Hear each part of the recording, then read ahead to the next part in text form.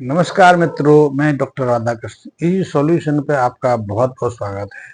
सबसे पहले तो आपसे अनुरोध, यदि अभी तक आपने मेरे चैनल को सब्सक्राइब नहीं किया है तो सब्सक्राइब भी कर लें और मेरे बेल आइकन को प्रेस कर लें। आप प्राकृतिक तरीके से, आप ऑर्गेनिक तरीके से खेती करते हैं, खास करके साग सब्जियां करते हैं। आपने अपने खेतों में बैगन की सब्जी लगाई हुई है, लेकिन बैगन की खेती में उसकी उत्पादकता को देखकर, उसकी ग्रोथ को देखकर आप परेशान हैं, या फिर आपकी फसल तो अच्छी है, उसमें कई तरह के रोग बार बार हमला कर रहे हैं और आपको काफी मात्रा में कीटनाशकों का प्रयोग करना पड़ रहा है, कीटनाशकों को अतिरिक्त खर्चा करना पड़ रहा है। और आप ये भी जानते हैं कि विषाक्त कीटनाशकों से आपको या आपके जो जो सब्जियां इस्तेमाल करने वाले जो मित्र हैं, समाज के जो लोग हैं, उनको क्या परिणाम हो सकता है, इसको लेकर चिंतित हैं। तो आप छोटा सा प्रयोग करके देखिए, क्योंकि ऐसे जो जो फसलों में या सब्जियों में जो रोग लगते हैं, उसके पीछे कुछ कारण हैं। पहला कारण तो यही रहता है, यदि मिट्टी पूरी तरह स्वस्थ नहीं है, मिट्टी में पोषणता की कमी है, तो आपकी फसल को बार बार रोगों का सामना करना पड़ता है, या आपकी मिट्टी में ही कई तरह के रोग हो जाते हैं। जैसे कि बहुत देखा गया है कि बहुत तरह के जो फंगस हैं, मिट्टी से ही फसल में पहुंचते हैं। इसके अलावा कई तरह के कीट भी ऐसी फसलों पर बार बार आक्रमण करते हैं। तो आप ऐसे में अपनी फसल की उत्पादकता बढ़ाने के लिए, या फिर अपने जो बैंगन की फसल है उसको रोगों से मुक्त रखने के लिए छोटा सा प्रयोग कर सकते हैं। उसके लिए एक सीधा साधा सा तो यही है कि आप 1 से 2 किलो के आसपास छाछ ले लें, उसे 2-3 दिन तक आप खुले में रख के अच्छा से खट्टा कर लें, और उसको यदि तांबे की बर्तन में रखेंगे तो बहुत अच्छा है, कि तांबे में कॉपर होता है, और छाछ के जो एसिडिक गुण हैं उसके कारण उसमें कॉपर का प्रभाव भी आ जाता है, और कॉपर में फंगीसाइड का गुण रहता है, फंगस को निष्क्रिय करने की प्रवृत्ति रहती है। तो आप सीधा सा कर सकते हैं, 1 आध किलो के आसपास छाछ ले लें, दही ले लें, दही से छाछ बना लें, छाछ को खट्टा कर लें, और खट्टा करने या उसको इस प्रक्रिया में तैयार करने के लिए आप कॉपर के बर्तन को तांबे के बर्तन में ही करें, ताकि उसमें तांबे का असर भी आ जाए। तो आपने ये करना है। दूसरा, आप इसको 5 लीटर पानी में मिक्स कर सकते हैं, और उस 5 लीटर पानी में इसको मिश्रित करके आपने 5 ग्राम के आसपास हमारी गोबर मूत्र भस्म है, इसमें 2-3 चीजें हैं। पहली चीज तो ये है कि इसमें हर तरह के पोषक तत्व पहले से रहते हैं। गोबर तो संपूर्ण पोषक तत्वों का खजाना है। गाय के मूत्र में भी असंख्य पोषक तत्व रहते हैं, और इसीलिए इसको वृद्धि कारक भी कहा गया है, रोग मुक्ति कारक भी कहा गया है। ये कई तरह के जीवाणुओं से, फफूंदियों से बचाने की सबसे श्रेष्ठ दवा है। इसीलिए आपको अनुभव होगा कि चमड़ी संबंधी कुछ बीमारियों में गौमूत्र का सीधा सीधा प्रयोग किया जाता है। गौमूत्र को स्थान को धुआया जाता है, गौमूत्र में वस्त्र भिगोकर उसका लेपन किया जाता है, और गौमूत्र का सेवन भी कराया जाता है। ये आयुर्वेद की पुरानी परंपरा है। आज भी जो गौमूत्र चिकित्सा करते हैं वो सहजता से परिचित हैं।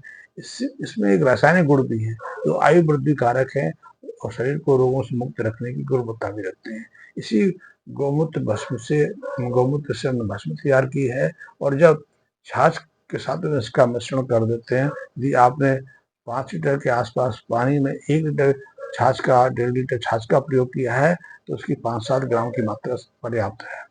और उसको 10 लीटर के आसपास पानी ले लें, उसमें मिश्रण करके अच्छे से मिक्स कर लें, छान लें, और जो स्प्रिंकलर होता है, जो स्प्रे करने की आपका यंत्र है, उसमें भर के आप अपनी जो बैंगन की फसल है उस पर उसको सप्ताह में 2 बार छिड़कना शुरू कर दीजिए, स्प्रे करना शुरू कर दीजिए। आप देखेंगे तीसरे छिड़काव के बाद आपकी फसल के अंदर नई जान आ जाएगी, उसकी पत्तियां नए सिरे से निखरनी शुरू हो जाएंगी, उनका रंग गाढ़ा हरा हो जाएगा। साथ ही में नई तरोताजा आप देखोगे। उनके जो फूल हैं, झड़ रहे थे, गिर रहे थे, या पूरी तरह से बैंगनों में रूपांतरित नहीं हो रहे थे, आप देखेंगे अब उनमें पॉलिनेशन की क्रिया भी बढ़ गई है। आप देखेंगे जो फलों का, जो बैंगन के फल से विकसित नहीं हो रहे थे, या कच्ची उम्र अवस्था में झड़ रहे थे, या उसमें कीड़े पड़ रहे थे, बार बार उसमें कीड़ों की समस्या का सामना करना पड़ रहा था, मात्र इसी को करने से आपको कई तरह के कीड़ों से मुक्ति मिल जाती है। बैंगन में व्हाइट जो जो ब्लैक 2-3 रोग आम सहजता से होते हैं, जिसको ब्लैक कैट कहते हैं। या पाउडरी मल्टी कहते हैं, इन रोगों में का सहजता से प्रकोप होता है। आपकी जो बैंगन की पत्तियां हैं बस वैसा पाउडर से झपकने लगता है, या फसल जो फूल हैं या पत्तियां हैं टेढ़ी मेढ़ी सी होती चली जाती हैं, या फिर बैंगन जो झड़ने शुरू हो जाते हैं, तो मात्र इस छाछ के स्प्रे से, और छाछ के स्प्रे में यदि आपने ये गौमूत्र का खाद डाल दिया तो ये अमृत स्वरूप है। आप देखोगे आपको किसी कीटनाशक की आवश्यकता नहीं पड़ेगी, मात्र इसी के प्रयोग से आपकी जो फसल है, आपके बैंगन है, रोग मुक्त हो जाएंगे। आप चाहो आपकी फसल की उत्पादकता बढ़ानी है, आप उत्पादकता से दुखी हैं कि इतने प्रयास करने के बाद, इतना जतन करने के बाद और कई तरह के केमिकल फर्टिलाइजर का प्रयोग करने के बाद भी आपको अच्छी उत्पादकता नहीं मिल रही है, तो उसके साथ एक प्रयोग करिए। प्रयोग ये है कि जो हमारा गोबर भस्म है, आप उसका प्रयोग करके देखिए। इस गोबर भस्म को आपने सप्ताह में एक बार पानी में अच्छे से मिलाकर, चाहे तो गोबर लेके उसका सॉल्यूशन तैयार करके उसमें मिश्रण करके, या ऐसे ही बिना गोबर की यदि पुरानी खाद मिल जाए, सड़ी खली खाद मिल जाए और उसमें उसको मिला के देंगे तो अतिरिक्त लाभ मिलेगा। अन्यथा मात्र इसी के प्रयोग से आपने हफ्ता में एक बार जब आप सिंचाई देते हो तो इसमें एक जो आपका जो क्यारी है, यदि क्यारी में 100-125 के आसपास बैंगन के पेड़ हैं तो उसके लिए मात्र 100 ग्राम ये गोबर भस्म पर्याप्त है। गोबर की जो गोबर से हमने भस्म तैयार की है, इसका पाउडर पर्याप्त है। आप मिट्टी में घोल के आपने सिंचाई के साथ में अपने बैंगन के पेड़ों को दे दीजिए, या फिर यदि आपने बैंगन के पेड़ों को क्यारियां बनाई हुई, क्यारियों की जगह गड्ढे बना के उनको लगाया हुआ है, तो एक गड्ढे में आपने 100-125 लीटर के आसपास इस तरह का पानी उसमें देना है। और जितना भी आ जाए, जैसे मैंने बताया कि इसकी 250 ग्राम की मात्रा 1 एकड़ के लिए पर्याप्त है। जमीन कम है, पेड़ कम है, तो उसके हिसाब से इसकी मात्रा घटाते चले जाइए। लेकिन 1 एकड़ में यदि आपने 2200-2500 के आसपास बैंगन के पेड़ लगाए हुए हैं तो उसके लिए ये 250 ग्राम गोबर की भस्म पर्याप्त है। आप देखेंगे कि जैसे ही इसका प्रयोग शुरू करेंगे, आपको 2 से सप्ताह से पेड़ों में नई जान आनी शुरू हो जाएगी, पेड़ों में नई जोश आना शुरू हो जाएगा। आप देखेंगे जो पत्तियां कमजोर पड़ रही थी, झड़ने लगी थी, पीले पड़ने लगी थी, ग्रोथ रुक गई थी, अनायास आपके पौधों की ग्रोथ पुनः सामान्य गति पकड़ लेती है। पत्तियों में ना हरापन आ जाता है, नई नई शाखाएं निकलनी शुरू हो जाती हैं, नए नए फूल आने शुरू हो जाते हैं। इतना ही नहीं, आपके बैंगन के पेड़ पर फलों की संख्या है, बैंगन की संख्या है, अनायास तीव्र गति से बढ़ जाती है। आप देखेंगे कि आप अभी तक जिस पारंपरिक तरीके से बैंगन की खेती कर रहे थे, पर्याप्त प्रयास करते थे, आपको जो कुछ बताया जाता था वो सब उसमें डालते थे।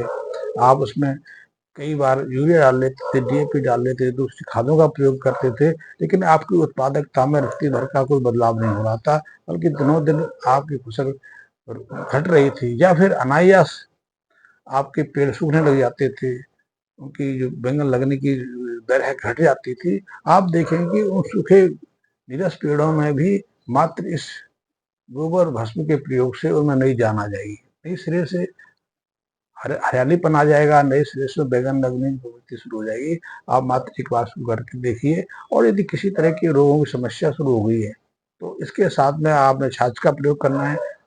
तो आप देखेंगे इसके साथ ना केवल उत्पादकता में वृद्धि होगी, बल्कि रोगों से भी सहजता से मुक्ति मिल जाएगी।